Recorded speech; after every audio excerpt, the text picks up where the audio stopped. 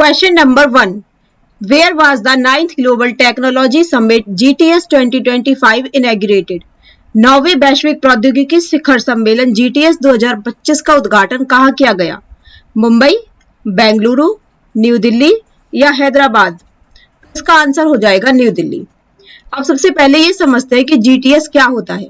GTS का मतलब है global technological summit, an annual event co-hosted by Carnegie India and the Ministry of External Affairs, Government of India। देखो, GTS एक global technological summit है जो कि होस्ट किया जाता है इंडिया के द्वारा। अब इस ग्लोबल टेक्नोलॉजी समिट में क्या होता है, यहाँ पर टेक्नोलॉजी से रिलेटेड कॉन्वर्सेशंस होती हैं कि किस प्रकार से टेक्नोलॉजी का यूज करके डेवलपमेंट की जा सकती है, किस प्रकार से हम अपनी कंट्री को, अपने आप को हम डेवलप कर सकते हैं through technology. This summit serves as a premium platform for discussion on the intersection of technology and geopolitics. देखो, इस समिट में क्या होता है, यह समिट एक प्रीमियर प्लेटफॉर्म के रूप में काम करती है जिसमें टेक्नोलॉजी और जियोपॉलिटिक्स के इंटरसेक्शन पर चर्चा के लिए एक प्रमुख मंच के रूप में कार्य करता है। The event Spence 3 days। अब की बार जो इवेंट हुआ है, जो कि हुआ है न्यू दिल्ली में, ये 3 दिन तक चला है, from April 10 to 12, 2025। Discussion focus on how technology influences global politics. अब यहाँ पर डिस्कशन किस बात पर किया गया था इस GTS में जो 2025 में हुआ है, इस डिस्कशन में फोकस हुआ था टेक्नोलॉजी इन्फ्लुएंसेस ग्लोबल पॉलिटिक्स, कि किस प्रकार से जो टेक्नोलॉजी है वो ग्लोबल पॉलिटिक्स को इन्फ्लुएंस करती है। तो पेपर में क्वेश्चन आ सकता है कि 9th ग्लोबल टेक्नोलॉजिकल समिट है वो किस कंट्री के किस पार्ट में हुआ था, कंट्री के किस स्टेट में हुआ था। तो ये हुआ था न्यू दिल्ली में, जो कि April 10 से 12 तक चला था। नेक्स्ट क्वेश्चन है, महत्वपूर्ण खनिज क्षेत्र में आत्मनिर्भरता बढ़ाने के लिए 2025 में भारत सरकार द्वारा शुरू किए गए मिशन का नाम क्या था? What is the name of the mission launched by the Indian government in 2025 to enhance self-reliance in the critical mineral sector? अब इसका नाम क्या था? A. Clean energy mineral mission, B. National critical mineral mission, C. Strategic mineral development programme या D. National mineral conservation mission. इसका answer हो जाएगा B. National critical mineral mission. Critical minerals होते क्या है? Critical minerals are vital for manufacturing electronics, batteries and renewable energy system। Critical minerals वो minerals होते हैं जो कि इलेक्ट्रॉनिक्स, बैटरीज या रिन्यूएबल एनर्जी सिस्टम्स को के मैन्युफैक्चरिंग के लिए बहुत ज्यादा इंपॉर्टेंट होते हैं। The mission supports India's clean energy goals. ये मिशन हुआ था नेशनल क्रिटिकल मिनरल मिशन। इस मिशन ने किसको सपोर्ट किया था? इसका जो मिशन था इंडिया की क्लीन एनर्जी गोल्स को सपोर्ट करना था। The initiative aligns with the Atmanirbhar Bharat vision. It also focuses on exploration. इसने और किस बात पर फोकस किया था? इसने फोकस किया था एक्सप्लोरेशन पर, प्रोसेसिंग पर, रिसाइकलिंग ऑफ क्रिटिकल मिनरल्स पर। नेक्स्ट क्वेश्चन है, भारत के किस रेगिस्तान में पिछले 2 दशकों में हरियाली में प्रति वर्ष 38% की वृद्धि देखी गई है? Which desert in India has witnessed 38% increase in greening annually over the past 2 decades? Thar desert, Deccan plateau, Rann of Kutch या लद्दाख डेजर्ट? तो इसका आंसर हो जाएगा Thar desert. The greening trend contrast with desertification patterns elsewhere. ये जो थार डेजर्ट में 38% की जो ये ग्रीनिंग हुई है, मतलब 38% के रेट से जो इसमें वृद्धि हुई है थार डेजर्ट में, ये तरीके से ये कंट्रास्ट है with desertification patterns elsewhere.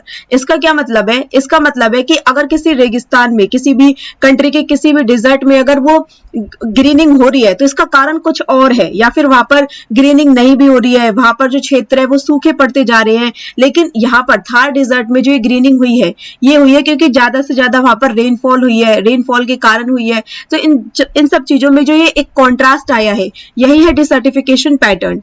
Increased vegetation affect local climate and biodiversity. अब थार डेजर्ट में जो ग्रीनिंग हुई है, मतलब 38% की जो इंक्रीमेंट हुई है वेजिटेशन अफेक्ट में, इसकी वजह से जो लोकल क्लाइमेट एंड बायोडाइवर्सिटी है, वेजिटेशन ने इसको भी अफेक्ट किया है। वेजिटेशन का यहाँ पर मतलब है जो प्लांट्स हैं, ट्रीज है या ग्रास है, जिसकी वजह से लोकल क्लाइमेट एंड बायोडाइवर्सिटी भी अफेक्ट होती है। Agricultural activities have expanded into arid regions. जो एरिड रीजियंस है, मतलब जो शुष्क क्षेत्र है जहां पर सूखा पड़ा हुआ है, इनसे जो ये 38% की ग्रीनरी की इंक्रीमेंट हुई है, इसकी वजह से जो एग्रीकल्चरल एक्टिविटीज है वो भी एक्सपांड हुई है। नेक्स्ट क्वेश्चन है, what is the name of the maiden naval exercise conducted by India and African nations in April 2025? अप्रैल 2025 में भारत और अफ्रीकी देशों द्वारा आयोजित प्रथम नौसैनिक अभ्यास का नाम क्या है? Africa India naval engagement, Africa India key maritime engagement, Indo Africa maritime drill या इंडियन ओशियन पार्टनरशिप एक्सरसाइज।